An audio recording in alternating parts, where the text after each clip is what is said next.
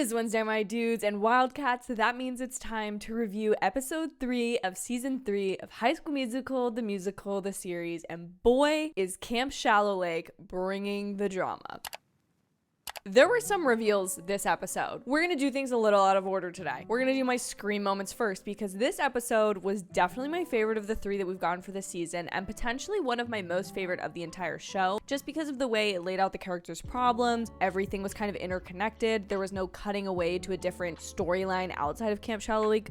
Sorry, Nene, didn't miss you this episode. But we're gonna start with my scream moments, which the biggest one is that Jed, is it Jet or Jed? I should probably look that up, are related to Maddox. They are siblings, and I am shocked because this kind of makes perfect sense as to why it was bugging her so much that this was like that they were kind of joking around about the night, because I was getting the impression at the beginning of the episode that like Maddox and some of the other Camp Shallow Lake counselors, they seem a little stingy about how their camp is run and not open to kind of going with the flow, which like the majority of the kids maybe weren't scared by the story. And so I was kind of like, girl, why are you so bothered by this? Like, please get over it. Like, you're gonna be fine. However, now it makes sense because it's her sibling. She feels that her sibling, her brother, is messing up her opportunity to like have a really fun summer, to do the things she loves, to do the things she does every summer, and he's there messing it up. Really loved that Jed like connected with Ricky. I love their friendship and I liked getting to know his backstory and not making it feel like we were building and building towards something that was sort of simple, which was just his like life of feeling like school wasn't really something happy. And I think that's super cool to acknowledge in this series because we always see the kids with Miss Jen and Mr. Mazzara and how these teachers really care for the kids. But for a lot of students across America and probably the world, that's not really what their high school experience is like.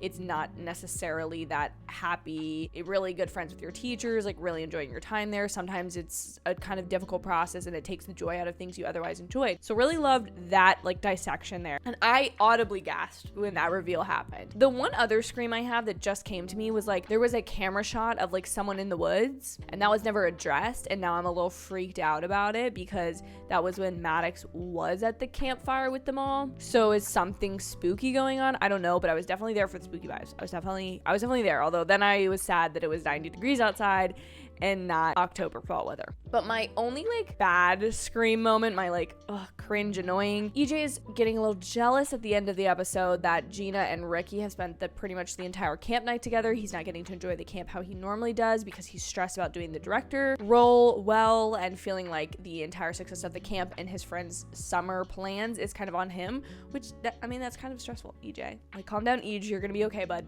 You're gonna be okay. But I don't like this love triangle narrative. I do not. Now we'll get back in order with the Wildcat of the Week, which was Carlos this episode. And some of you might be saying, like, really? We didn't really spend that much time with Carlos, but the return of the Finer Things Club mentions with him and Courtney was everything. I loved that. I just love his delivery of the lines. Frankie, the actor, has such a good way of kind of calmly, coldly telling a joke or a punchline, like that we as an audience laugh at, but like his character is meaning seriously.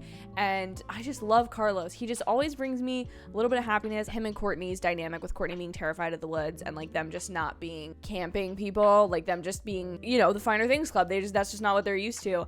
I really, really loved that. And then my bop to the top moments, and my first one you all are going to be so happy to hear, is Ashlyn's song. This is how this show should do musical numbers. Ashlyn's moment was a big character moment for her because she had been frustrated for a couple episodes at camp. Now she's kind of getting to the point where she feels like she's not connecting with these new girls, and everyone else is sort of brushing off her fears and like concerns about being in the ensemble versus being a lead.